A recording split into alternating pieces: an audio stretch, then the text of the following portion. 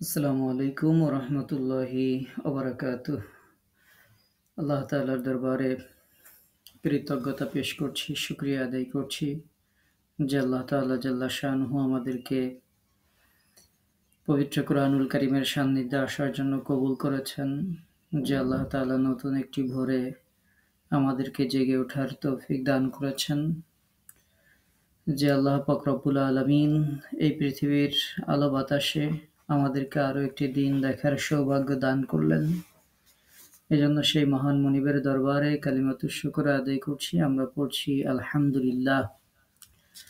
দুরূদ ও সালাম জানাচ্ছি আমাদের প্রিয় নবী সাইয়্যিদুল মুরসালিন রাহমাতুল লিল আলামিন সিরাজুম মুনীরা প্রিয় নবী মুহাম্মদুর রাসূলুল্লাহ আমরা পড়ছি সাল্লাল্লাহু আলাইহি ওয়াসাল্লাম এর প্রতি।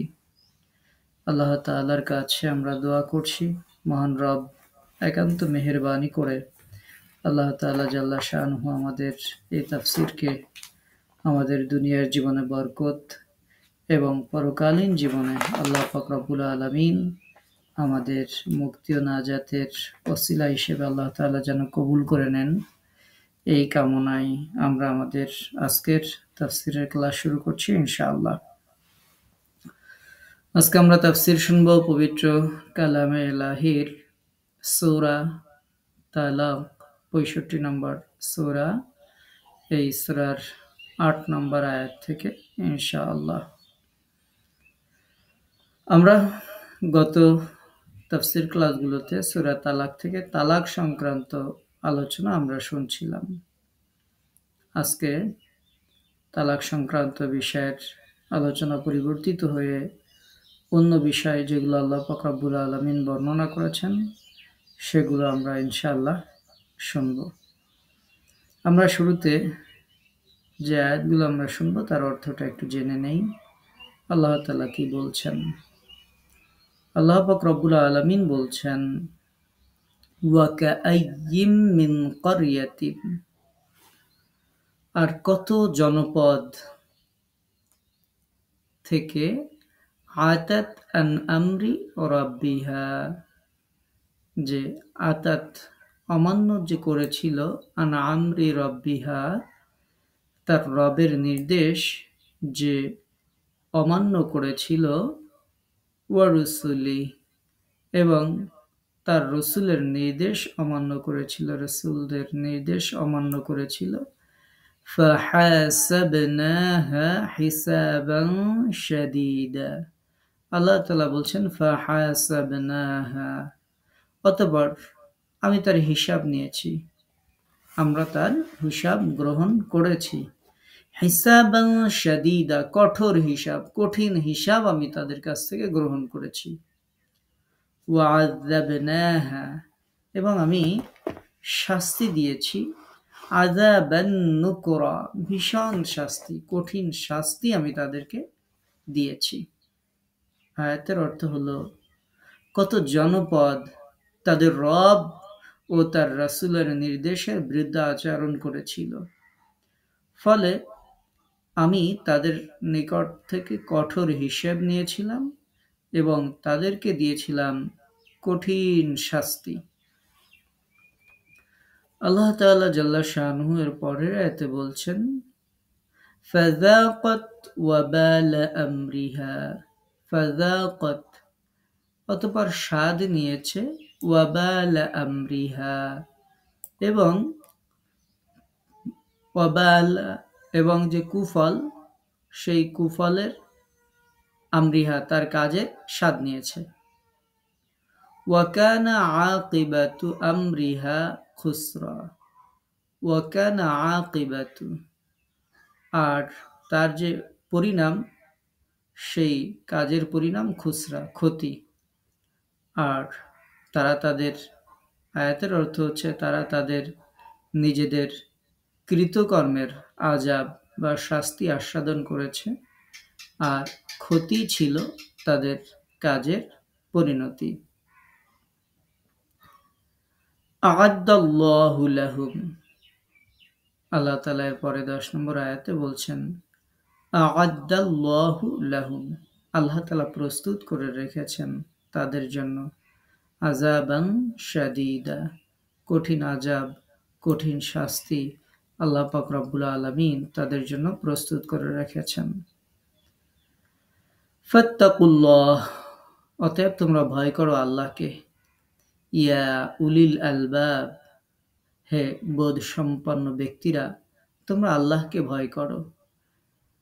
আল্লাযীনা আমানু, যারা ঈমান এনেছে, ওয়া ক্বাদ আনজালাল্লাহু ইলাইকুম যিকরা, যারা ঈমান এনেছে এবং ক্বাদ আনজালাল্লাহ, নিশ্চয়ই আল্লাহ তাআলা অবতীর্ণ করেছেন, ইলাইকুম তোমাদের প্রতি, যিকরা উপদেশ অবতীর্ণ করেছেন। আয়াতের অর্থ হলো আল্লাহ তাআলা তাদের জন্য কঠিন আযাব প্রস্তুত রেখেছেন। সুতরাং তোমরা আল্লাহকে ভয় করো, হে জ্ঞানী ব্যক্তিরা, হে বুদ্ধিসম্পন্ন লোকেরা, হে বুদ্ধিসম্পন্ন লোকেরা, যারা ঈমান এনেছে। নিশ্চয়ই আল্লাহ তাআলা তোমাদের কাছে পাঠিয়েছেন একটি উপদেশ। রাসূলান, রাসূল পাঠিয়েছেন। ইয়াতলু, যিনি পাঠ করেন, তিলাওয়াত করেন। আলাইকুম, তোমাদের কাছে, তোমাদের নিকট। আয়াতিল্লাহ, আল্লাহর আয়াতগুলোকে। মুবাইয়িনাত, সুস্পষ্টভাবে। লিইউখরিজা, বের করে নিয়ে আসার জন্য। আল্লাযীনা আমানু, যারা ঈমান এনেছে।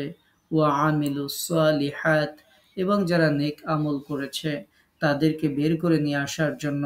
মিনাজ যুলুমাত, অন্ধকার থেকে। ইলান নূর, আলোর দিকে। ওয়া মান ইউমিন বিল্লাহ, আর যে ব্যক্তি বিশ্বাস করে আল্লাহর উপর। ওয়া ইয়ামাল সালিহা, এবং যে ব্যক্তি কাজ করে ভালো কাজ, আমলে সালেহ যে ব্যক্তি করে।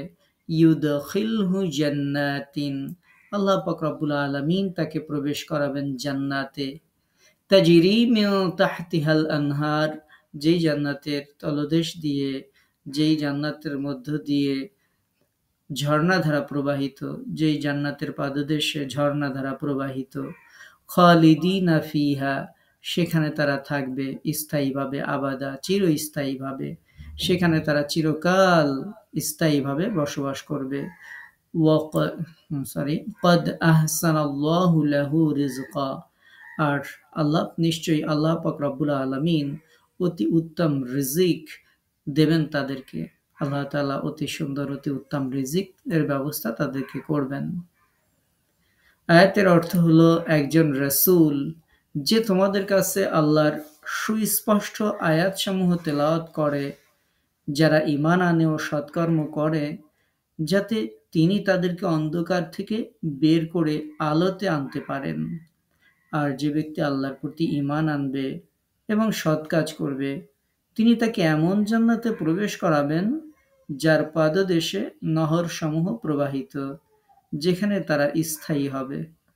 আল্লাহ তো তাকে অতি উত্তম রিজিক তাকে দিবেন। সর্বশেষ এই সূরার যে আয়াতটি, সেই আয়াতে আল্লাহ তাআলা বলছেন, আল্লাহ, আল্লাহ আল্লাযী খালাকা সাবআ সামাওয়াত, যিনি সৃষ্টি করেছেন সপ্ত আকাশ। ওয়া মিনাল আরদ, এবং পৃথিবী থেকে। মিথলাহুন্না, তাদের অনুরূপ। যিনি ষষ্ঠ আকাশ সৃষ্টি করেছেন এবং পৃথিবী থেকে তাদের অনুরূপ সৃষ্টি করেছেন। মানে হচ্ছে যিনি ৭ আসমান তৈরি করেছেন, এই ৭ আসমানের মধ্যে অনুরূপ জমিন যিনি তৈরি করেছেন। ইয়াতানাজ্জালুল আমর, ইয়াতানাজ্জাল, নাজিল হয়। আল আমর, নির্দেশ নাজিল হয়। বাইনাহুন্না, তাদের মাঝে। লিতা'লামু, তোমরা যেন জানো। আন্নাল্লাহ, নিশ্চয়ই আল্লাহ। আলা কুল্লি শাইইন কাদির, সকল বিষয়ের উপর তিনিই ক্ষমতাবান। ওয়া আন্নাল্লাহ, এবং নিশ্চয়ই আল্লাহ। ক্বাদ আহাতা বিকুল্লি শাইইন ইলমা, প্রত্যেক বিষয়কে, প্রত্যেক জিনিসকে তিনি পরিবেষ্টন করে আছেন। তার জ্ঞান সব কিছুকে পরিবেষ্টন করে আছে। আহাত পরিবেষ্টন করে রেখেছেন, বিকুল্লি শাইইন সব কিছুতে, ইলমা জ্ঞানে, আল্লাহর জ্ঞান সব কিছুকে পরিবেষ্টন করে রেখেছে। আয়াতের অর্থ হলো, তিনি আল্লাহ যিনি ৭ আসমান এবং অনুরূপ জমিন সৃষ্টি করেছেন, এগুলির মাঝে তার নির্দেশ অবতীর্ণ হয় যেন তোমরা জানতে পারো যে আল্লাহ সর্ববিষয়ে ক্ষমতাবান এবং আল্লাহর জ্ঞান সব কিছুকে বেষ্টন করে রেখেছে। আমরা আজকের যে আয়াতগুলো সূরা তালাকের শেষ যে আয়াতগুলো ছিল সেই আয়াতগুলো আমরা শুনলাম। আয়াতগুলো থেকে আমরা সংক্ষিপ্ত তাফসীর জানার চেষ্টা করব ইনশাআল্লাহ। শুরুতেই আল্লাহ পাক রব্বুল আলামিন বলছেন, ওয়া কাআইয়্যিম মিন ক্বরিয়াহ, কত জনপদ, কত এলাকা, কত জনপদ। আল্লাহ পাক রব্বুল আলামিন যেই জনপদের মানুষের কথা আল্লাহ তাআলা বলছেন, আতাত আন আমরি রাব্বিহা ওয়া রুসুলি, যারা তাদের রবের অবাধ্যচারণ করেছিল, যারা তাদের রসুলদের অবাধ্যচারণ করেছিল। আল্লাহ পাক রব্বুল আলামিন এমন কত জনপদের ব্যাপারে আল্লাহ তাআলা বলছেন, এমন কত জনপদে আমি হিসাব গ্রহণ করেছিলাম, আমার সেই হিসাব ছিল হিসাবান শাদীদা, খুব কঠিন হিসাব তাদের কাছ থেকে নিয়েছিলাম। ওয়া আযাবনাহা আযাবান নুকরা, এবং আমি খুব কঠিন শাস্তি তাদেরকে দিয়েছিলাম। আল্লাহ তাআলা জাল্লা শানুহু এই ৮ নম্বর আয়াতে আল্লাহ তাআলার আদেশের বিরোধিতা করার যে শাস্তি, সেটা আল্লাহ তাআলা স্মরণ করিয়ে দিয়েছেন যে আল্লাহর বিরোধিতা ইতিপূর্বে যারা করেছিল তাদের অবস্থা কি হয়েছিল। আল্লাহ তাআলা জাল্লা শানুহু কোন জনপদের বিভিন্ন জায়গায় যেমন বিভিন্ন জাতির কথা উল্লেখ করেছেন, এই আয়াতে আল্লাহ পাক রব্বুল আলামিন নির্দিষ্ট করে কোনো জাতির কথা উল্লেখ না করে আল্লাহ তাআলা বলছেন কত জনপদ। তো এই জনপদের মানুষ, যাদেরকে আল্লাহ তাআলা কঠিন হিসাব নিয়েছিলেন, শাস্তি দিয়েছিলেন, যারা আল্লাহর হুকুমের বিরোধিতা করে। আল্লাহর শাস্তির যোগ্য তারা হয়ে যায় যখন কোনো জাতি আল্লাহর হুকুমের বিরোধিতা করে, তার রাসূলকে যখন না মানে, রাসূলের শরিয়াতের উপর যখন না চলে, তখন আল্লাহ পাক রব্বুল আলামিন দমকের সুরে বলছেন, আমাদেরকে বলছেন, এই কোরআন যখন নাজিল হয়েছিল সেই সময়ে যারা ছিল তাদেরকে বলছেন, কিয়ামত পর্যন্ত যারা আসবে তাদেরকে আল্লাহ তাআলা বলছেন যে দেখো, পূর্ববর্তী লোকদের মধ্যে যারা তোমাদের নীতির উপর যারা চলতো, অহংকার উদ্ধত যারা প্রকাশ করত, আল্লাহর হুকুম এবং তার রাসূলদের আনুগত্য থেকে যারা মুখ ফিরিয়ে নিত, তাদেরকে কঠিন হিসাব দিতে হয়েছিল এবং কঠিন শাস্তির স্বাদ তাদেরকে গ্রহণ করতে হয়েছিল। ক্ষতি ছিল তাদের কৃতকার্যের পরিণাম। দুনিয়ার এই শাস্তি যদি শেষ শাস্তি হতো তাহলে একটা কথা ছিল, কিন্তু না, সেটি হবার নয়, বরং পরকালেও তাদের জন্য রয়েছে কঠিন শাস্তি। আ'আদ্দাল্লাহু লাহুম আযাবান শাদীদা, আল্লাহ তাআলা কঠিন শাস্তি পরকালেও তাদের জন্য রেখেছেন। তোমরা আল্লাহকে ভয় করো, হে বোধ শক্তি সম্পন্ন ব্যক্তিরা। সুতরাং আল্লাহর এই শাস্তি থেকে যদি বাঁচতে চাও, ফাত্তাকু, তোমরা ভয় করো আল্লাহকে, ইয়া উলিল আলবাব, হে জ্ঞানী ব্যক্তিরা, এই শাস্তি থেকে বাঁচার জন্য তোমরা আল্লাহকে ভয় করো। যারা ঈমান এনেছে এবং যারা, আল্লাহ পাক রব্বুল আলামিন বলছেন, যারা ঈমান এনেছে এবং আমি তাদের উপর অবতীর্ণ করেছি একটি জিকির, একটি উপদেশ, নিশ্চয়ই তোমাদের প্রতি এই জিকির উপদেশ অবতীর্ণ করা হয়েছে। এখানে এই জিকির শব্দ দ্বারা পবিত্র কুরআনুল কারীমকে আল্লাহ পাক রব্বুল আলামিন বুঝিয়েছেন যে আনজালাল্লাহু ইলাইকুম যিকরা, আল্লাহ তাআলা তোমাদের প্রতি জিকির অবতীর্ণ করেছেন। এই জিকির মানে আমরা স্বাভাবিকভাবে যে জিকিরগুলো শুনি, আল্লাহু আকবার, সুবহানাল্লাহ, আলহামদুলিল্লাহ, লা ইলাহা ইল্লাল্লাহ সহ যেই জিকিরের যে কালিমাগুলো আমরা শুনি, সেই কালিমা নয়। এই জিকির হচ্ছে পবিত্র কুরআনুল কারীম।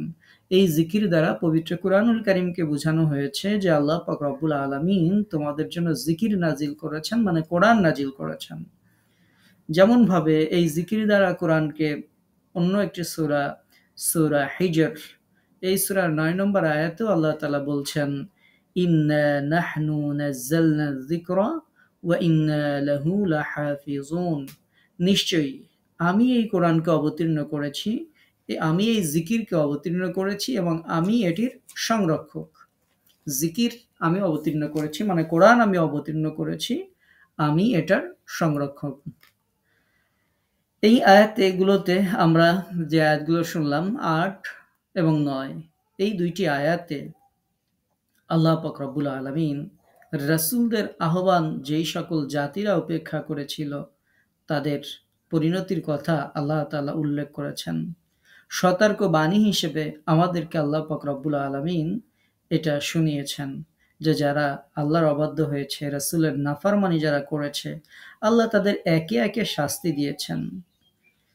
আল্লাহ পাক রব্বুল আলামিন এই যে কেন আল্লাহ তাআলা বললেন যারা তার আদেশের অমান্য করেছে, কারণ তালাকের যে বিধিবিধান, ইদ্দতের যে বিধিবিধান আমরা ইতিপূর্বে শুনেছি এই সূরাতে, সেইখানে আমরা শুনেছি আল্লাহ পাক রব্বুল আলামিন বলছেন যে এটি আল্লাহর বিধান, এখানে মানুষের হাত দেওয়ার কোনো সুযোগ নেই। এটি আল্লাহ তাআলা এই বিধান তোমাদেরকে নাজিল করেছেন, আল্লাহর পক্ষ থেকে এটা নাজিলকৃত বিধান। এখন কারো যদি মনে হয় যে আমি এই বিধান শুনবো না, এই বিধান মানবো না, আমরা এই সূরার দেখেন ৫ নম্বর আয়াতে এখানে ছিল যে যালিকা আমরুল্লাহ, এটা আল্লাহর আদেশ, আনজালাহু ইলাইকুম, যেই আদেশ তিনি তোমাদের উপর অবতীর্ণ করেছেন। এখন আল্লাহর এই আদেশ যখন মানুষের মানতে ভালো লাগে না, যে ইদ্দতের কথাই আমরা গতদিনও ক্লাসে আলোচনা করেছিলাম, আগের আয়াতগুলোতে ছিল। এখন এই ইদ্দতের সংক্রান্ত যে বর্ণনা, এগুলো তো আমাদের সমাজে অনেকেই মানতে চান না। একজন স্বামীর সংসার করতে করতে আরেকজনের সাথে পালিয়ে যান, যারা পরকীয়া করে। তো দেখা যায় সেই ক্ষেত্রে তো তার কোনো ইদ্দত নেই, কোনো কিছু নেই, সে তো পুরো জিনার মধ্যে, ব্যভিচারের মধ্যে লিপ্ত হয়ে যাচ্ছে। তো আল্লাহর এই বিধান যারা উপেক্ষা করছে, ইতিপূর্বে তাদেরকে কঠিন হিসাবের সম্মুখীন হতে হয়েছিল। তোমরাও যখন এই কাজ করবে, আল্লাহর এই বিধানকে উপেক্ষা করবে, তোমাদেরও খুব কঠিন হিসাবের সম্মুখীন হতে হবে, কঠিন শাস্তির সম্মুখীন হতে হবে। এটা একটা পরিবারের যে শৃঙ্খলার ব্যাপারে যেটা আমরা জানছিলাম যে ইসলাম পারিবারিক বন্ধনকে সুদৃঢ় করতে চায়। ইসলাম চায় না যে তাদের মধ্যে সেপারেট হয়ে যাক, সামান্য মনোমালিন্য হয়ে তারা আলাদা হয়ে যাক, এটা ইসলাম চায় না। এজন্য তালাকের বিস্তারিত বিধিবিধান আল্লাহ তাআলা নিজেই নাজিল করেছেন। কারণ পরিবারে যদি সমস্যা থাকে, তাহলে এই সমস্যাটা শুধু সেই দম্পতির সমস্যা নয়, এটা গোটা মুসলিম উম্মার সমস্যা হিসেবে দেখা দেয়। মুসলিম জাতি এই সমস্যায় জর্জরিত হয়ে যায়। যখন এভাবে মানুষেরা অবৈধ সম্পর্কে জড়িয়ে পড়ে, তখন মুসলমানদের ঈমান, আমল, আকীদা এগুলো আস্তে আস্তে ধ্বংস হয়ে যায়। তো যেই জনপদের লোকেরা অপরাধী হবে, যেই জনপদের লোকেরা এই কাজগুলো করবে, সেই জনপদের যে মানুষ আছে, সেই জনপদের যে আলেম সমাজ আছে, যারা এ ব্যাপারে মানুষকে সতর্ক করবে না, সবাই মিলেঝিলেই আল্লাহর কাছে দায়ী হবে এবং এই গোটা জাতি সামগ্রিকভাবে আল্লাহর হুকুম, আল্লাহর বিধি যে তারা লঙ্ঘন করছে, এটা প্রমাণিত হবে। ইসলাম এসেছে পুরোপুরিভাবে সমাজে বাস্তবায়িত হবে, পরিবারে বাস্তবায়িত হবে, সব জায়গায় ইসলামের এই বিধানগুলো বাস্তবায়িত হবে।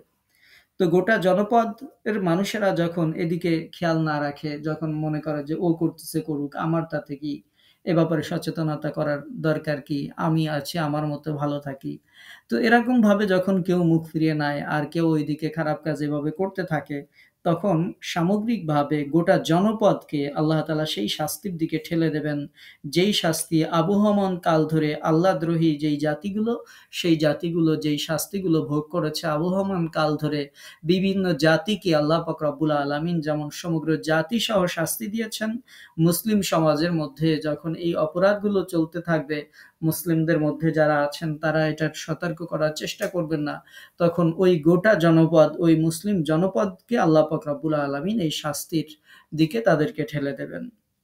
আল্লাহদ্রোহী জাতিগুলো, জনপদগুলো, তারা যেমন নিজেদের অপরাধ ভোগ করেছে, তাদের পরিণতি হয়েছে, ক্ষয়ক্ষতি হয়েছে, ধ্বংস হয়েছে, এই ক্ষয়ক্ষতি এবং শাস্তি তাদের শেষ বিচারের আগে পৃথিবীতেই ভোগ করতে হয়েছে। আল্লাহর বিধান লঙ্ঘন করার এই শাস্তি আমরা আমাদের পূর্ববর্তী জাতির দিকে যদি আমরা তাকাই, বিভিন্ন জাতির দিকে, তাহলে দেখেছি যে তারা ভোগ করেছে, দুনিয়াতেও ভোগ করেছে, পরকালে তো করবেই, সেটার কথাও আল্লাহ তাআলা বর্ণনা করেছেন। আল্লাহ তাআলা যে শাস্তিগুলো দিয়েছেন তার মধ্যে ছিল অরাজকতা, কখনো সেই জাতিকে ধ্বংস করে দিয়েছেন, কোনো কোনো জাতিকে একেবারে দারিদ্র্য দেওয়া হয়েছে, দুর্ভিক্ষ দেওয়া হয়েছে, কখনো কোনো জাতিকে বিজাতির জুলুম শোষণের আওতায় নিয়ে আসা হয়েছে, যাদের উপর অন্য জাতিরা এসে কর্তৃত্ব করেছে, তাদের উপর নির্যাতন করেছে, নিষ্পেষণ করেছে। কোনো কোনো জাতিকে নিরাপত্তাহীন করে দিয়েছেন, কোনো কোনো জাতিকে অশান্তি ছড়িয়ে দিয়েছেন কোনো জাতির মধ্যে, কোনো কোনো জাতির মধ্যে স্থিতিহীনতা, অনিশ্চয়তা ইত্যাদি আকারে আল্লাহ পাক রব্বুল আলামিন তার এই আযাবগুলোকে দিয়ে থাকেন। আমরা শুধু অতীতে নয়, বর্তমানেও প্রতিনিয়ত বিভিন্ন জাতিকে এইরূপ আযাব ভোগ করতে দেখেছি। আর এই আযাব শেষ আযাব নয়, আখিরাতের আযাবও নির্ধারিত হয়েছে। আল্লাহ পাক রব্বুল আলামিন বলছেন যে এই আযাব শেষ আযাব হবে না, বরং আ'আদ্দাল্লাহ, আল্লাহ তাআলা প্রস্তুত করে রেখেছেন লাহুম আযাবান শাদীদা, তাদের জন্য কঠিন শাস্তির ব্যবস্থা আল্লাহ তাআলা তৈরি করে রেখেছেন, প্রস্তুত করে রেখেছেন। সূরা সাফে আল্লাহ পাক রব্বুল আলামিন এরকম কিছু সামগ্রিক সামাজিক বিধান দিয়েছিলেন। সূরা তালাকের মধ্যে আল্লাহ তাআলা তালাক সংক্রান্ত বিধান দিয়েছেন। যখন মানুষেরা এটা এভয়েড করবে, লঙ্ঘন করবে, নিজেদের মন মতো রসম রেওয়াজ বানিয়ে নিবে, আল্লাহর হুকুমকে যখন মানুষের ভালো লাগবে না, আল্লাহ পাক রব্বুল আলামিন তাদেরকে যে শাস্তি দুনিয়াতে দিবেন গোটা জাতির উপরে, এই শাস্তি শুধু দুনিয়াতেই শেষ হয়ে যাবে না, বরং এই শাস্তি তাদের আখিরাতেও তাদেরকে এই শাস্তি ভোগ করতে হবে। সুতরাং এই শাস্তি থেকে বাঁচার জন্য আল্লাহ পাক রব্বুল আলামিন বলছেন যে আমি কঠিন শাস্তি যে তোমাদের জন্য প্রস্তুত করে রেখেছি, সেই শাস্তি থেকে যদি তোমরা বাঁচতে চাও তাহলে আমার অনুসরণ করো, আমার আনুগত্য করো। ফাত্তাকুল্লাহ, তোমরা আল্লাহকে ভয় করো। ইয়া উলিল আলবাব, হে জ্ঞান সম্পন্ন লোকেরা, হে বোধ সম্পন্ন লোকেরা, তোমরা আল্লাহকে ভয় করো। যারা ঈমান এনেছো তোমরা আল্লাহকে ভয় করো। তো জ্ঞানী মানুষ তারা দেখে শিখেন, শুনে শিখেন, আর বোকা যারা তারা পরিস্থিতির শিকার হয়ে শিখেন। জ্ঞানী মানুষেরা ইশারায় শিখেন, আর বোকা যারা তারা একেবারে অন গ্রাউন্ডে হাতে নাতে ধ্বংস হওয়ার পরে তারা শিখেন। তো আল্লাহ পাক রব্বুল আলামিন পূর্ববর্তী জাতি সমূহের কথা উল্লেখ করেছেন যে তোমরা যদি জ্ঞানবান হয়ে থাকো, যারা ঈমান এনেছো, তাহলে আমি যে দৃষ্টান্তগুলো দিয়েছি এই দৃষ্টান্তগুলো থেকে শিক্ষা গ্রহণ করো, আল্লাহকে ভয় করো যারা ঈমান এনেছো। আল্লাহ পাক রব্বুল আলামিন এরপর বলছেন যে আমি তোমাদের প্রতি, যারা ঈমান এনেছো তাদের প্রতি আমি অবতীর্ণ করেছি একটি জিকির অবতীর্ণ করেছি, যেটার ব্যাপারে আমরা শুনেছি যে জিকির মানে পবিত্র কুরআনুল কারীম, একটা স্মরণিকা। এটি হচ্ছে কুরআনুল কারীম, যেই কোরআনকে আল্লাহ পাক রব্বুল আলামিন নাজিল করেছেন। এই জিকিরের ব্যাপারে আল্লাহ পাক রব্বুল আলামিন বলছেন শুধু জিকির নাজিল করি নাই, জিকিরের সাথে সাথে একজন রাসূল আমি নাজিল করেছি, একজন রাসূলকে আমি পাঠিয়েছি।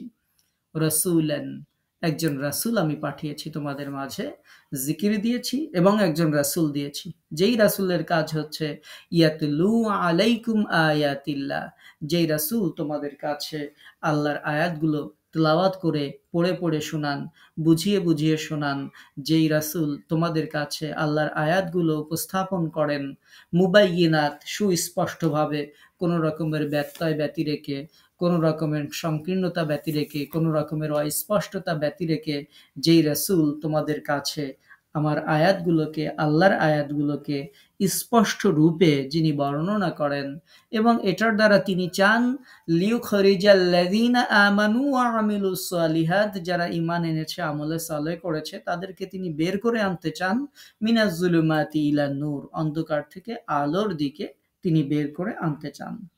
আল্লাহ পাক রব্বুল আলামিন এই আয়াতে নবী রাসূলদের গুনাগুণ আল্লাহ তাআলা উল্লেখ করেছেন।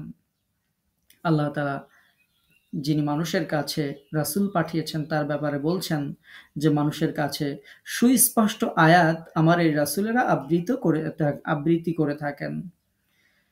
যারা মুমিন, যারা সৎকর্মপরায়ণ, তাদেরকে অজ্ঞতার অন্ধকার থেকে জ্ঞানের আলোর দিকে তারা নিয়ে আসেন।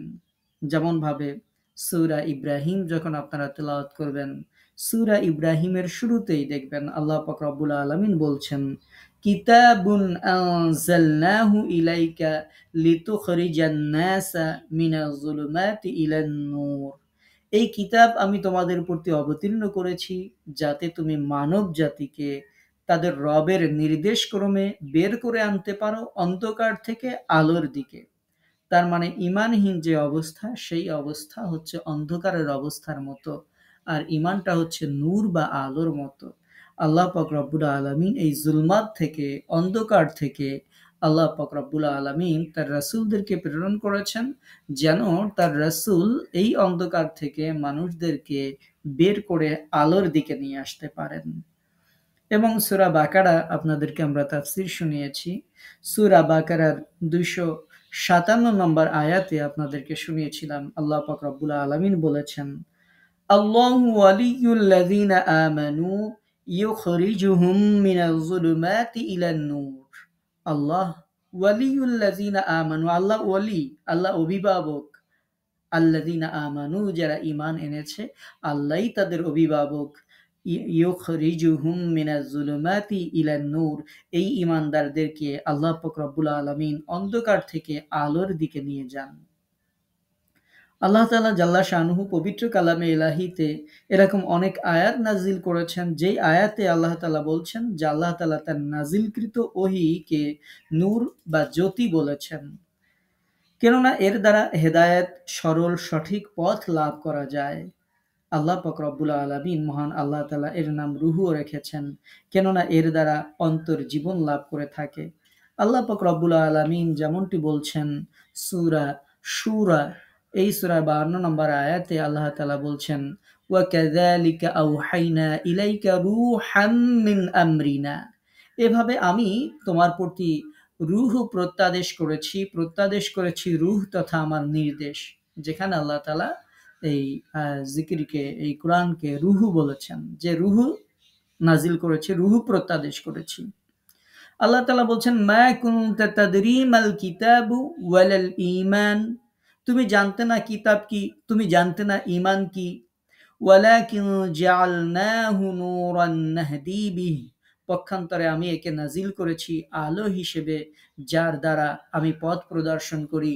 মান নাশাউ মিন ইবাদিনা, আমার বান্দাদের মধ্য থেকে যাকে আমি চাই, যাকে আমি ইচ্ছা করি, তাকে আমি পথ প্রদর্শন করি। ওয়া ইন্নাকা লাতাহদি ইলা সিরাতিম মুস্তাকিম, আর তুমি প্রদর্শন করো সরল পথ, তুমি প্রদর্শন করো সরল পথ, তুমি দেখাও। তো আল্লাহ পাক রব্বুল আলামিন এই কোরআনকে নূরের সাথে তুলনা করেছেন। এই কোরআনকে আল্লাহ তাআলা জিকির বলেছেন। এই কোরআনকে আল্লাহ পাক রব্বুল আলামিন রূহ বলেছেন। কেউ যদি চায় তার অন্তরে জীবিত হোক, তাহলে তাকে এই কোরআনের সাথে আসতে হবে, কোরআনের কাছে আসতে হবে। কারণ এটা এর মাধ্যমে মানুষের কল্পগুলো সিক্ত হয়ে যায়, অন্তরগুলো জীবন লাভ করতে থাকে। এজন্য এটা হচ্ছে রূহ, এটা হচ্ছে জিকির, এটা হচ্ছে উপদেশ।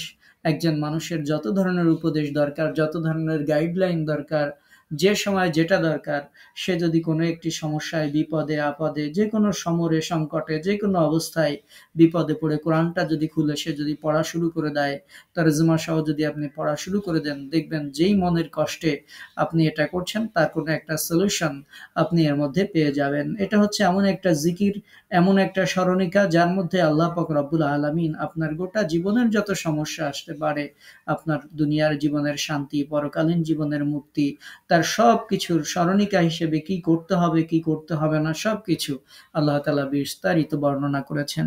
এটা হচ্ছে একটা নূর, যেটার মাধ্যমে একজন পথহারা মানুষ, একজন অন্ধকারে নিমজ্জিত একজন মানুষ, যিনি এই নূরের দ্বারা, এই আলোর দ্বারা যিনি রাস্তা খুঁজে পান, হেদায়েতের রাস্তা যিনি খুঁজে পান, জান্নাতের রাস্তা যিনি খুঁজে পান, এটা হচ্ছে সেরকম একটি নূর। আল্লাহ পাক রব্বুল আলামিন এই নূর আমাদের কাছে নাজিল করেছেন, এই জিকির আল্লাহ তাআলা নাজিল করেছেন, এবং রাসূল নাজিল করেছেন, যেন এই জিকির তিনি, তার রাসূল যেন এটাকে স্পষ্টভাবে মানুষের সামনে উপস্থাপন করেন, এবং তাদেরকে এই ইসলামের পথে চালিত করার যে নেয়ামত, এই নিয়ামত আল্লাহ পাক রব্বুল আলামিন যেন তাদেরকে দান করেন। জান্নাত প্রদানের যে ওয়াদা করা হয়েছে, যে অনুগ্রহের কথা বর্ণনা করা হয়েছে, এভাবে আল্লাহ পাক রব্বুল আলামিন যেন তাদের জাহিলিয়াতের জীবন থেকে হেদায়েতের জীবনে তাদেরকে পথ প্রদর্শন করেন, জুলুমাত থেকে অন্ধকারের দিকে নিয়ে আসেন, জুলুমাত থেকে নূরের দিকে নিয়ে আসেন। এজন্য আল্লাহ তাআলা রাসূলও নাজিল করেছেন। আল্লাহ পাক রব্বুল আলামিন এই রাসূল নাজিল করার কথা বলার পরে আল্লাহ তাআলা বলছেন, ওয়া মান ইউমিন বিল্লাহ, যে আল্লাহতে বিশ্বাস করে, ওয়া ইয়ামাল সালিহা, এবং আমলে সালেহ করে। তাহলে শর্ত দুইটা, একটা হচ্ছে আল্লাহতে বিশ্বাস করা, একটা হচ্ছে আমলে সালেহ করা।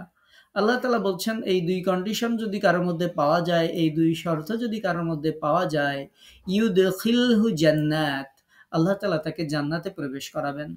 তাজরি মিন তাহতিহাল আনহার, যেই জান্নাতের পাদদেশে নির্ঝরিণী সমূহ প্রবাহিত থাকবে, খালিদিনা ফিহা আবাদা, এইখানে তারা একদিন দুই দিন না, চিরদিনের জন্য তারা স্থায়ীভাবে থাকবে। তাহলে আমরা এই যে আয়াতটা আমরা শুনছি যে আল্লাহ পাক রব্বুল আলামিন বলছেন যদি কেউ আল্লাহতে বিশ্বাস করে, আল্লাহতে যদি কেউ বিশ্বাস করে এবং শুধু বিশ্বাস করলে হবে না, ওয়াইয়ামাল সালিহা, বিশ্বাস করার সাথে সাথে নেক আমল করা লাগবে। আমাদের সমাজে অনেক মানুষ পাওয়া যায় যারা বলে থাকেন যে নামাজ না পড়লে কি হবে, তোমার মতো হুজুরদের চেয়ে আমার ইমান আমল অনেক ভালো আছে, ইমান অনেক শক্ত আছে, সুন্দর আছে। অনেকে বলেন রোজা না রাখলে কি হবে, তোমার থেকে আমার আত্মসংযম ভালো আছে, তাকওয়া ভালো আছে, তোমার থেকে ইমান আমার ভালো আছে। একটু মাঝে মধ্যে সুদ খাইলে কি হবে, তোমার থেকে আমি অন্য অন্য দিকতে অনেক দিকতে ভালো আছি। এরকম বিভিন্ন কথা আমাদের সমাজে শোনা যায়। বিশেষ করে যেটি বেশি শোনা যায় সেটা হচ্ছে যে নামাজ না পড়লে কি হবে, আমার ইমান ঠিক আছে। এরপরে মহিলারা কখনো কখনো বলে থাকেন যে পর্দা না করলে কি হবে, আমার অন্তরে পর্দা আছে, আমার ইমান ঠিক আছে। এরকম বিভিন্ন কথা, ভ্রান্ত কথা যেই মানুষেরা বলে থাকেন, আল্লাহ পাক রব্বুল আলামিন ইমানের ক্ষেত্রে বলছেন যে শুধু তোমার ইমান কাজ করবে না, ইউমিন বিল্লাহ, ইমান যখন তুমি আল্লাহতে আনবে, সাথে সাথে তোমাকে যেটা করতে হবে ওয়াইয়ামাল সালিহা, তোমাকে আমলে সালেহ করতে হবে। শুধু ইমান এনেছো আর মাপ পেয়ে যাবে, নাজাত পেয়ে যাবে, এরকম তো হবে না। ইমান আনার সাথে সাথে তোমাকে আমলে সালেহ করতে হবে, নেক আমল তোমাকে করতে হবে। যখন তুমি নেক আমল করবে ইমান আনার সাথে সাথে, তখন তোমার এই নেক আমল তোমাকে কাজে দিবে। তাছাড়া অন্যথায় তোমার এই নেক আমল কাজে দিবে না, তোমার এই ইমান কাজে দিবে না। তো আমাদেরকে এই বিষয়টি মনের মধ্যে রাখতে হবে যে আল্লাহ পাক রব্বুল আলামিন শুধু এই জায়গা না, পবিত্র কুরআনুল কারীমের বিভিন্ন জায়গাতে আল্লাহ পাক রব্বুল আলামিন আমাদেরকে যেটি বলেছেন, প্রত্যেকটা জায়গায় দেখবেন যে আল্লাহ তাআলা ইমানের সাথে সাথে আমলে সালের কথা বলেছেন। তো এই জন্য ইমান আনতে হবে, সাথে সাথে সৎ আমল করতে হবে, নেক আমল করতে হবে। আমরা সূরা আসর পড়ি, সূরা আসরের মূল বক্তব্য কি, সেখানেও আল্লাহ পাক রব্বুল আলামিন আমাদেরকে ইমান আনার পাশাপাশি নেক আমলের কথা আল্লাহ পাক রব্বুল আলামিন আমাদেরকে আদেশ করেছেন, আমাদেরকে বলেছেন আমলে সালেহ করতে হবে। তো এইরকম ভাবে আমাদের প্রত্যেকটা জায়গায় পবিত্র কুরআনুল কারীমে আমাদেরকে আল্লাহ তাআলা ইমানের পাশাপাশি আমলে সালেহর কথা বলেছেন। আল্লাহ তাআলা বলেছেন যদি তোমরা আমলে সালেহ করো তাহলে তোমরা জান্নাতে প্রবেশ করতে পারবে। এখন আমরা এর ব্যতিক্রম ঘটনা আছে যে আমলে সালেহ করতে পারেননি কিন্তু জান্নাতে গিয়েছেন। আমরা যেহেতু আজকের একটু সময় আছে, একটা ঘটনা আপনাদেরকে শোনাই। আজকের সামনে আর একটা আয়াতই মনে হয় আছে, তো আমরা একটু শোনাইতে পারবো। একজন সাহাবীর ঘটনা শোনাই, যেই সাহাবী সালাত আদায় না করেও জান্নাতি হয়েছিলেন, কারণ তিনি সময় পাননি। এক ওয়াক্ত সালাত তিনি আদায় করার সময় পাননি, একটা টাকাও তিনি সদকা করার সময় পাননি। একজন সৌভাগ্যবান সাহাবী ছিলেন। ইসহাক ইবনু ইয়াসার রাহিমাহুল্লাহ বর্ণনা করছেন, রাসূলুল্লাহ সাল্লাল্লাহু আলাইহি ওয়াসাল্লাম যখন খাইবার অবরোধ করে রেখেছিলেন, এই অবরোধ চলাকালে খাইবার শহরের একজন রাখাল ছিল যার নাম ছিল আসলাম আসওয়াদ আল হাবশি, যিনি রাখাল নামে পরিচিত ছিলেন। তিনি ভাবলেন এমন সুবিশাল বাহিনী আর দীর্ঘ পথ অতিক্রম করে সমস্ত প্রতিকূলতাকে উপেক্ষা করে মুহাম্মদুর রাসূলুল্লাহ সাল্লাল্লাহু আলাইহি ওয়াসাল্লাম খাইবার আক্রমণ করেছেন। আমি একটু গিয়ে জেনে আসি তার আসলে মিশনটা কি, কোন দিকে, কিসের দিকে তিনি মানুষকে ডাকেন, তার ভীষণই বা কি। রাখাল ঘর থেকে বের হয়ে গেলেন, মুসলিম বাহিনীর তাঁবুর দিকে ধীরে ধীরে অগ্রসর হওয়া শুরু করলেন। তাঁবুর কাছাকাছি একজন মুসলমানের সঙ্গে তার সাক্ষাৎ হলো। তিনি তাকে জিজ্ঞেস করলেন, আমি জানতে চাই তোমরা কেন খাইবারের উপর আক্রমণ করেছ, কোন কারণে আমাদের শহরের বাসিন্দারা তোমাদের দুশমন হয়ে গেল, তোমাদের মূল দাওয়াত কি, তোমাদের পয়গাম কি। মুসলমান লোকটি ছিলেন একজন সাহাবী। তিনি ইসলামের আকীদা ব্যাখ্যা করার পরিবর্তে আসওয়াদ রাখালকে বললেন, তুমি বরং আমাদের সরদার, আমাদের রাসূল সাল্লাল্লাহু আলাইহি ওয়াসাল্লামের সঙ্গে সাক্ষাৎ করে তাকেই তুমি এই প্রশ্নগুলো করো।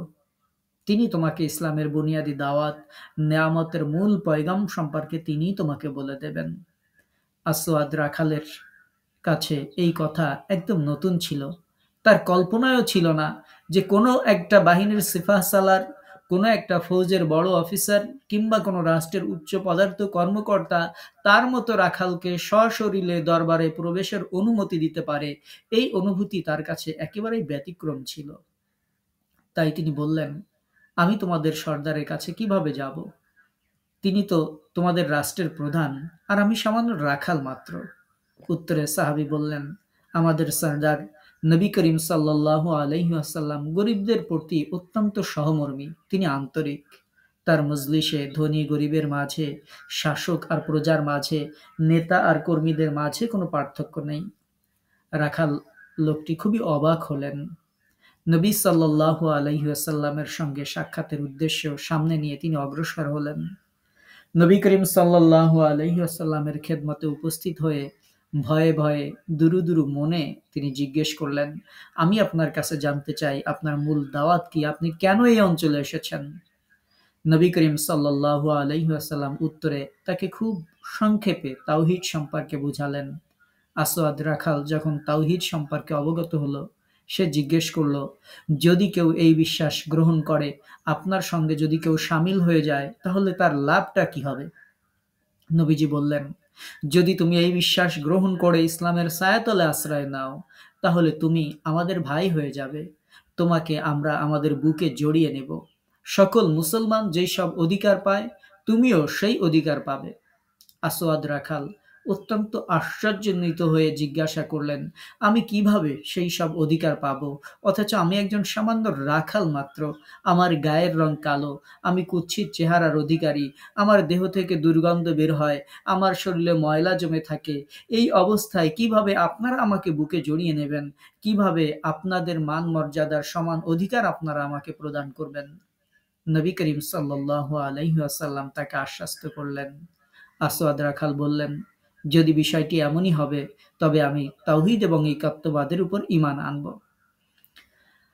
তিনি আবার বললেন, আচ্ছা বলুন তো দেখি, আমার এই কৃষ্ণ বর্ণ, আমার এই কুৎসিত চেহারা, আমার দেহের এই ময়লা এবং এই দুর্গন্ধ, এগুলোর প্রতিকার কি হবে? নবীজি বললেন, আমি এই কথার সাক্ষ্য দিচ্ছি যে যদি তুমি তাওহীদের উপর ঈমান আনয়ন করো, তাহলে দুনিয়ায় তোমার এই কুৎসিত চেহারা, তোমার এই কৃষ্ণ বর্ণ, কালো রং এর প্রতিকার না হলেও যখন তুমি পরকালে আল্লাহর সামনে উপস্থিত হবে, তখন তোমার চেহারা শুভ্র উজ্জ্বল আলোকিত করে দেওয়া হবে। আল্লাহ তাআলা তোমার চেহারার কালো রংকে নূর দ্বারা বদল করে দিবেন। তোমার দেহের দুর্গন্ধ সুগন্ধির মাধ্যমে পরিবর্তন করে দিবেন। আসওয়াদ রাখাল বলল, যদি বিষয়টি তাই হবে, তাহলে আমি ইসলাম কবুল করলাম। আমি পড়লাম, আশহাদু আল্লা ইলাহা ইল্লাল্লাহু ওয়া আশহাদু আন্না মুহাম্মাদার রাসূলুল্লাহ। লোকটি যখন ইসলাম গ্রহণ করলেন, করার পর বললেন যে এই ছাগলগুলোর মালিক হচ্ছে আমি নই, আমি এগুলোর মজুর, আমার কাছে এগুলো আমানত। এখন এই ছাগলগুলো আমি কি করব? নবীজি বললেন, তুমি যে ছাগলগুলো নিয়ে এসেছো, তুমি এইগুলোর মুখে একটু আঘাত করে মালিকের বাড়ির দিকে মুখ করে তুমি ছেড়ে দাও, তারা তাদের মালিকের কাছেই ফিরে যাবে। কালো লোকটি, রাখাল লোকটি, তিনি উঠে দাঁড়ালেন, এক মুষ্টি ধুলোবালি উঠিয়ে ছাগলগুলোর মুখের দিকে ছড়িয়ে দিয়ে বললেন, তোমরা তোমাদের মালিকের নিকট ফিরে যাও, আল্লাহ তোমাদের সাথে থাকবেন। ছাগলগুলো দলবদ্ধভাবে ফিরে গিয়ে সেই দুর্গে ঢুকলো, যেন কোনো রাখাল তাদেরকে তাড়িয়ে নিয়ে গিয়েছে। যেভাবে রাখাল থাকলে যেভাবে যেই গতিতে যেমনভাবে যেত, ঠিক একই রকম ভাবে ছাগলগুলো সেই দুর্গে গিয়ে ঢুকলো। এরপর রাখাল লোকটি জিজ্ঞেস করলো, বলুন এবার আমার দায়িত্ব কি? নবীজি বললেন, ইসলামে বহু ফরজ বিধান রয়েছে, তবে এখন নামাজের সময় না, রোজার মাসও না, তোমার উপর জাকাতও ফরজ হয়নি, হজেরও মৌসুম না, তাই তোমাকে নামাজ, রোজা, হজ, জাকাত কোনোটি পালনের নির্দেশ দিতে পারি না। এখন তুমি একটি ইবাদতই করতে পারো, তা হচ্ছে খাইবারের রণাঙ্গনে হক এবং বাতিলের যে লড়াই চলছে, আল্লাহর রাস্তায় ইসলাম ধর্মের অনুসারীরা তাদের প্রাণকে যে উৎসর্গ করছেন, এই মুহূর্তে তোমার দায়িত্ব হলো এই জিহাদে শামিল হয়ে যাওয়া। আসওয়াদ রাখাল বললেন, আমি যদি এই যুদ্ধে শহীদ হয়ে যাই, তাহলে আমার প্রতিদান কি হবে? নবী করিম সাল্লাল্লাহু আলাইহি ওয়াসাল্লাম বললেন, আমি তোমাকে এই বিষয়ে জামানত দিচ্ছি, আমি তোমাকে এই বিষয়ে নিশ্চয়তা দিচ্ছি, যদি তুমি এই জিহাদে শহীদ হয়ে যাও, তাহলে আল্লাহ তাআলা তোমাকে সোজাসুজি জান্নাতুল ফেরদাউসে পৌঁছে দিবেন। তোমার চেহারা তিনি উজ্জ্বল করে দিবেন। তোমার দেহের দুর্গন্ধগুলো তিনি সুগন্ধ দিয়ে তিনি বদল করে দিবেন। আসওয়াদ রাখাল রাসূলুল্লাহ সাল্লাল্লাহু আলাইহি ওয়াসাল্লামের কথায় পূর্ণ আস্থাশীল হয়ে তিনি যুদ্ধের ময়দানে ঝাঁপিয়ে পড়লেন। দীর্ঘক্ষণ রক্তক্ষয়ী লড়াইয়ের পর যখন যুদ্ধ শেষ হলো, খাইবার যখন মুসলমানদের হস্তগত হলো, করগত হলো, যুদ্ধে সেই কালো লোকটি দুর্গ ঘেরাকারী মুসলিমদের লক্ষ্য করে শত্রু বাহিনীর নিক্ষিপ্ত একটি পাথরের আঘাতে তিনি মৃত্যুবরণ করেছিলেন। ইসলাম গ্রহণ করার পর এই সাহাবী এক ওয়াক্ত সালাত আদায় করার সুযোগও তিনি পাননি। নবী করিম সাল্লাল্লাহু আলাইহি ওয়াসাল্লাম যখন শহীদদের লাশ দেখার জন্য বের হলেন, শহীদদের লাশের মাঝে আসওয়াদ রাখালের লাশটিও পড়েছিল। যখন লাশটি রাসূলুল্লাহ সাল্লাল্লাহু আলাইহি ওয়াসাল্লামের সামনে আনা হলো, তার চেহারা মোবারক অশ্রুতে ভরে উঠল। তিনি বললেন, ইনি এক আশ্চর্য ব্যক্তি, এমন এক ব্যক্তি যিনি আল্লাহর জন্য একটি সেজদাও করতে পারেননি, আল্লাহর রাস্তায় একটি পয়সাও খরচ করতে পারেননি, আল্লাহর জন্য অন্য কোনো ইবাদত করার সুযোগও তিনি পাননি। কিন্তু আমি দেখতে পাচ্ছি ইনি সোজা জান্নাতুল ফেরদাউসে পৌঁছে গিয়েছেন। আমি দেখছি আল্লাহ তাআলা তার কৃষ্ণ বর্ণগুলোকে নূর দ্বারা বদল করে দিয়েছেন। তাহার তার দেহের দুর্গন্ধ এবং ময়লা আবর্জনাগুলোকে তিনি সুগন্ধি দ্বারা সুরভিত করে দিয়েছেন। এইভাবে এই সাহাবীর ব্যাপারে আরো একটি বর্ণনা পাওয়া যায় যে তার মৃতদেহটি এনে রাসূলের পিছনে রেখে তার মাথায় থাকা পাগড়িটি দিয়ে রেখে দেওয়া হলো। রাসূলুল্লাহ সাল্লাল্লাহু আলাইহি ওয়াসাল্লাম তার দিকে তাকালেন। তখন তার পাশে কয়েকজন সাহাবী ছিলেন। কিন্তু রাসূলুল্লাহ সাল্লাল্লাহু আলাইহি ওয়াসাল্লাম খুব দ্রুত মৃতদেহের দিক থেকে মুখ ফিরিয়ে নেন। সাহাবা রাদিয়াল্লাহু আনহুম আজমাইন জিজ্ঞেস করলেন, ইয়া রাসূলুল্লাহ, আপনি তার দিক থেকে কেন মুখ ফিরিয়ে নিলেন? তিনি বললেন, তার সাথে রয়েছে তার স্ত্রী ডাগর চক্ষু বিশিষ্ট হুর, অর্থাৎ তিনি জান্নাতে পৌঁছে গেছেন এবং ডাগর চক্ষু বিশিষ্ট হুরদের সাথে তিনি অবস্থান করছেন। তো আমরা যদি দেখি এই সাহাবীর জীবনী, যেই সাহাবী সময় পাননি ইসলাম গ্রহণ করার পর তার মৃত্যুবরণ বা তার শহীদ হওয়ার শাহাদাতের পিছনে তার খুব বেশি সময় তার ছিল না, কিন্তু যতটুকু সময় তিনি পেয়েছেন, এই সময়ে তার উপর যে কর্তব্য ছিল জিহাদের ময়দানে তাকে আল্লাহ রসুল শরীক হতে বলেছিলেন, তিনি সেই নেক আমলটুকু করেছেন। সুতরাং যিনি তার জীবনে ইসলাম গ্রহণ করার পর খুব বেশি সময় পাননি, অল্প একটু সময়, তার মধ্যে যদিও তিনি সালাত আদায় করেননি, যদিও তিনি সিয়াম রাখেননি, যদিও তিনি দান সদকা করেননি, যদিও তিনি হজ করেননি, তারপরেও সরাসরি জান্নাতে পৌঁছে গিয়েছেন। তিনি যতটুকু সময় পেয়েছেন ঈমান আনার পরে আমলে সালেহ হিসেবে তিনি জিহাদের ময়দানে অংশগ্রহণ করেছেন। এখন আমি দীর্ঘ একটি হায়াত পাইলাম, কয়েক বছর জিন্দেগি পাইলাম, সুন্দর সময় পাইলাম। এরপরে পাওয়ার পরে আমি বললাম যে আমি ঈমান এনেছি, নামাজ না পড়লে কি হবে? ঈমান আমার ঠিক আছে, তোমার চেয়ে ভালো আছে, হুজুরদের চেয়ে ভালো আছে, তুমি অনেক নতুন হুজুর হইছো। বিভিন্ন ধরনের কথাবার্তা আমরা বলা শুরু করলাম। তো এই কথাগুলো দিয়ে কোনো অবস্থাতেই আল্লাহর পক্ষ থেকে, আল্লাহর কাছ থেকে নাজাত পাওয়ার কোনো সুযোগ নেই। যেই সাহাবীর ঘটনা আপনাদেরকে শোনালাম, সালাত আদায় না করেও জান্নাতি যেই সাহাবী, সেই সাহাবী সালাত আদায় করেননি ঠিক, কিন্তু তিনি যতটুকু সময় পেয়েছেন, ওই সময় তার উপর যেই ফরজ বিধান ছিল সেটি তিনি আদায় করেছেন। অনেকে বলে থাকেন সালাত আদায় না করেও যেহেতু জান্নাতে গেছে, আমি যদি সেই সুযোগটা নিতে পারি, সেরকম কোনো সুযোগ নাই। তিনি যখন ইসলাম গ্রহণ করেছিলেন তখন নামাজের সময় ছিল না, পরবর্তী ওয়াক্তও আসে নাই। তিনি যেটা ফরজ ছিল সেটা তিনি করেছেন। এটাই হচ্ছে আমলে সালেহ। আপনার উপর যতটুকু যে অবস্থায় ফরজ থাকবে সেটি আপনাকে করতে হবে। এই আল্লাহর বিধান মেনে চলার নামই হচ্ছে আমলে সালেহ করা, এবং যত নিষিদ্ধ কাজ আছে সেগুলো থেকে বিরত থাকাও আমলে সালেহ। আমরা যদি এই আমলে সালেহ করতে পারি ঈমান আনার পাশাপাশি, আল্লাহ পাক রব্বুল আলামিন আমাদেরকে ওয়াদা দিচ্ছেন, আল্লাহ তাআলা অঙ্গীকার করছেন, ইউদখিলহু জান্নাত, আমি তাকে জান্নাতে প্রবেশ করাবো। তাজরি মিন তাহতিহাল আনহার, যেই জান্নাতের তলদেশ দিয়ে ঝর্ণা দ্বারা প্রবাহিত থাকবে। আমরা এটার ব্যাখ্যা ইতিপূর্বে আমরা করেছি, আমাদের ক্লাসে আমরা এটার তাফসির করেছি যে কেমনভাবে ঝর্ণাধারা প্রবাহিত থাকবে, আপনার বাড়ির কোন কোন পাশ দিয়ে কিভাবে ঝর্ণাধারা প্রবাহিত থাকবে, কেমন ঘর আল্লাহ তাআলা আপনাকে দিবেন, উকবাদ্দার চিরস্থায়ী আবাসস্থলের যে বর্ণনা সংক্রান্ত যে তাফসির ছিল, সেই তাফসিরের মধ্যে আমরা এটা বিস্তারিত আলোচনা করেছি বলেই আজকে আমরা আর এটাকে রিপিট করছি না। যে জান্নাতে আপনার কয়টা ঝর্ণা আপনি পাবেন, ঝর্ণাগুলো কেমন হবে, তার বৈশিষ্ট্য কি, তার উৎস কোথায়, আপনি সেখান থেকে কি লাভগুলো পাবেন, সেগুলো আমরা ইতিপূর্বে বর্ণনা করেছি আমার যতটুকু মনে পড়ে। তো আল্লাহ পাক রব্বুল আলামিন আরো বলছেন যে এই জান্নাত তোমাকে একদিনের জন্য 2 দিনের জন্য দেয়া হবে না। দুনিয়াতে তোমাকে যে কোনো নিয়ামত দেয়া হলো, মনে করেন আপনাকে প্রেসিডেন্ট বানায় দেয়া হলো, আমেরিকার প্রেসিডেন্ট বানায় দেয়া হলো, কয় বছর থাকবেন? 4 বছর। আরেকবার থাকেন 8 বছর, তারপরে তো শেষ হয়ে যাবে। যেকোনো নেয়ামত যদি আপনি পান, আপনাকে যৌবন দেয়া হয়েছে, একদিন আপনার গায়ের চামড়া টানটান ছিল, আপনার যেই রং ধরা যৌবন ছিল সেটা আজকে জং ধরে আজকে চামড়াগুলোতে ভাঁজ পড়েছে। কোনো নেয়ামতই স্থায়ী নয়।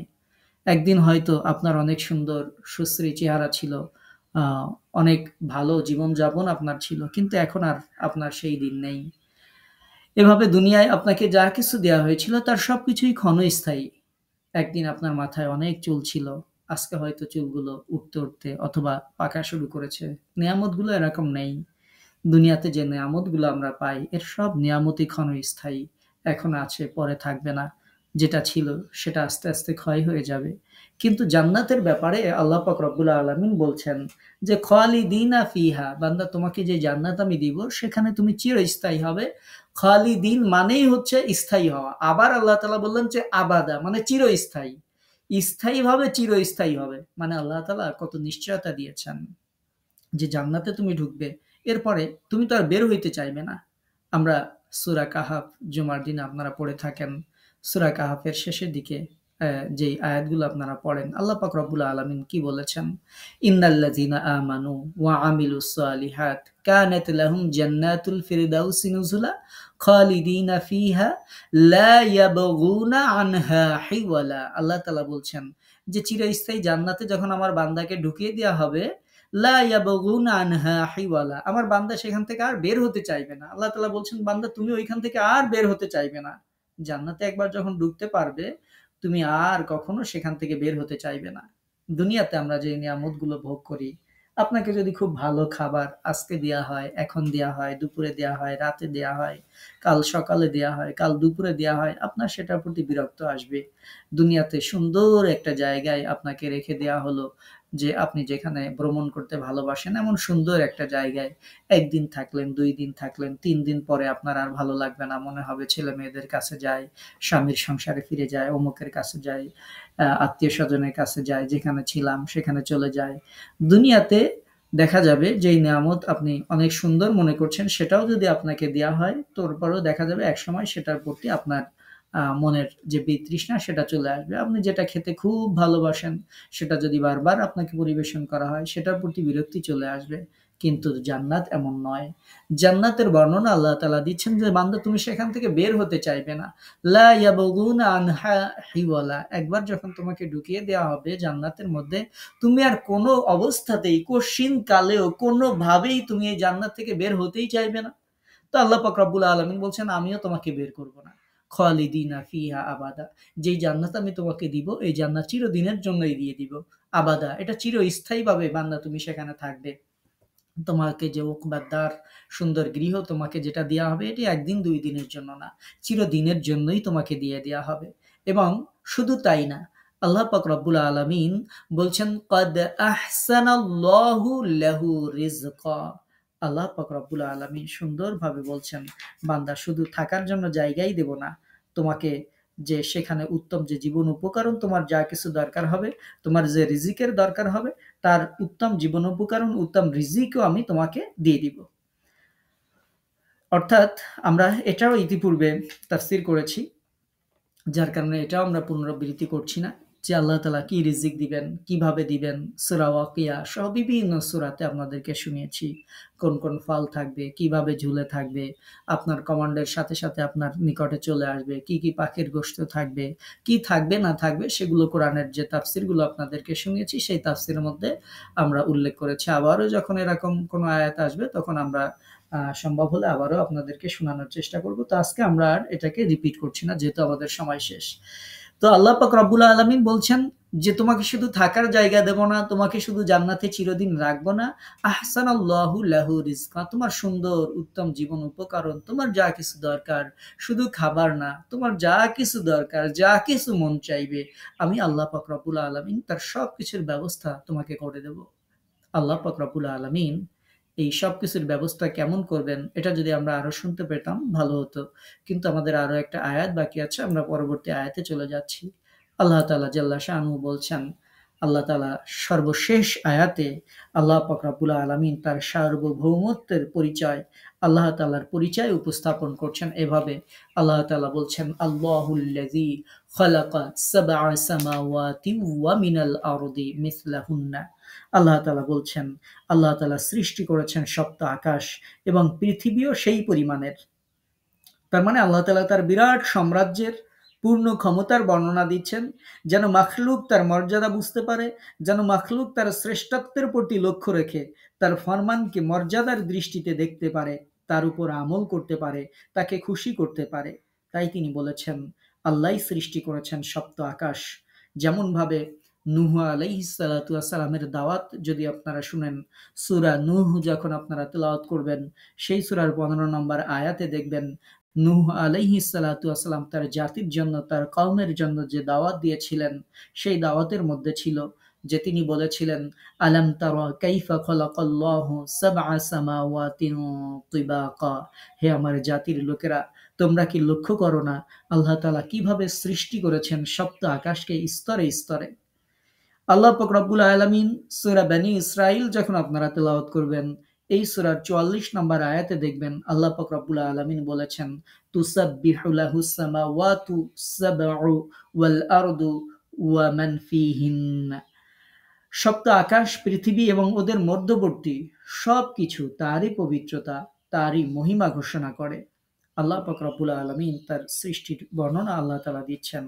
আল্লাহ পাক রব্বুল আলামিন বলছেন যিনি সপ্ত আকাশ সৃষ্টি করেছেন, অনুরূপ সংখ্যক পৃথিবীও সৃষ্টি করেছেন। আল্লাহ তাআলা এখানে জমিনের কথা, ৭ স্তর জমিনের কথা বলেননি, কিন্তু আল্লাহ তাআলা বলেছেন অনুরূপ। তার মানে হচ্ছে জমিনটাও পৃথিবীর জমিনটাও আসমানের অনুরূপ স্তরে স্তরে সপ্ত স্তরে আল্লাহ তাআলা সৃষ্টি করেছেন। আল্লাহ তাআলা বলছেন যে এগুলোর মধ্যেই তার বিধান নাজিল হয়, যাতে তোমরা নিশ্চিতভাবে জানো যে আল্লাহ তাআলা সকল জিনিসের উপর ক্ষমতাবান, তার জ্ঞান সকল জিনিসের উপর পরিব্যাপ্ত। ৭ আকাশ যে কি জিনিস, কেমন তার আকৃতি, কেমন তার আয়তন, আমরা সেটা জানি না। অনুরূপভাবে ৭ পৃথিবী সম্পর্কেও আমরা অজ্ঞ। এ ব্যাপারেও আমাদের কোনো জ্ঞান নেই। আমরা যে পৃথিবীকে জানি সেটা এই ৭টি পৃথিবীরই একটি হতে পারে। অর্থাৎ আপনি আমি যেখানে আছি, আল্লাহ তাআলা বলছেন অনুরূপ সপ্ত জমিন, সপ্ত পৃথিবী আমি তৈরি করেছি। এটা কেমন আমরা জানি না। আমরা শুধু এটুকু জানি যে এই ৭টার মধ্যে কোনো একটাই আপনি আমরা অবস্থান করছি। আল্লাহ তাআলা এই বাকিগুলোর সন্ধান কেবলমাত্র আল্লাহ তাআলাই জানেন। আয়াতে যে মিসলুহুন্না বা অনুরূপ বলা হয়েছে, তার দ্বারা একথা বোঝানো হয়ে থাকতে পারে যে এই পৃথিবী ও আকাশ গঠনে বৈশিষ্ট্যে একই জাতের পদার্থ। তবে সর্ব অবস্থায় মনে রাখতে হবে এই আয়াতে যেসব জিনিসের নাম উল্লেখ করা হয়েছে সেসব আমাদের জানা পরিচিত জিনিস হতে হবে এমন কোনো কথা নেই। কেননা এই বিশ্ব নিখিলের সব জিনিস আমাদের জ্ঞানের আওতাভুক্ত নয়।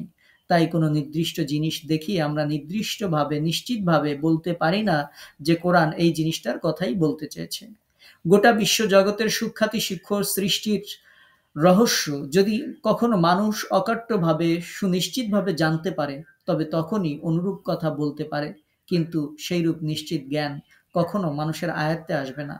এই বক্তব্য দ্বারা আমরা কেবল আমাদের মনস্তাত্ত্বিকভাবে উপকৃত হতে পারি, বিশ্ব নিখিল সম্পর্কে একটা বিশুদ্ধ বিশ্বাস, একটা আকীদা, একটা ঈমান গড়ে তুলতে পারি।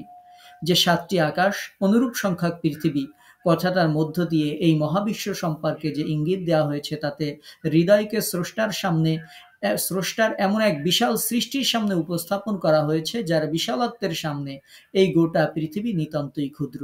পৃথিবীতে সংগঠিত আমরা যে সূরা তালাক শুনছি, তালাক বা বিয়ের মতো তুচ্ছ বা নগণ্য কিছু ঘটনা, আর স্বামীর দেয়া কিছু টাকা অথবা স্ত্রীর ছেড়ে দেওয়া কিছু টাকার দাবি, এই সপ্ত আকাশ সপ্ত পৃথিবী এর তুলনায় এর সামনে কিছুই না। এই সাত আকাশ সাত পৃথিবীর মাঝেই নাজিল হয় আল্লাহর বিধান। আল্লাহ তাআলা বলেছেন যাতে আমি আমার বিধান নাজিল করতে পারি। তালাক সংক্রান্ত এই বিধানও সেই বিধানের মধ্যেই অন্তর্ভুক্ত। সুতরাং মানবীয় ধ্যান ধারণার মানদণ্ডের বিচারে এই বিধান খুবই গুরুত্বপূর্ণ।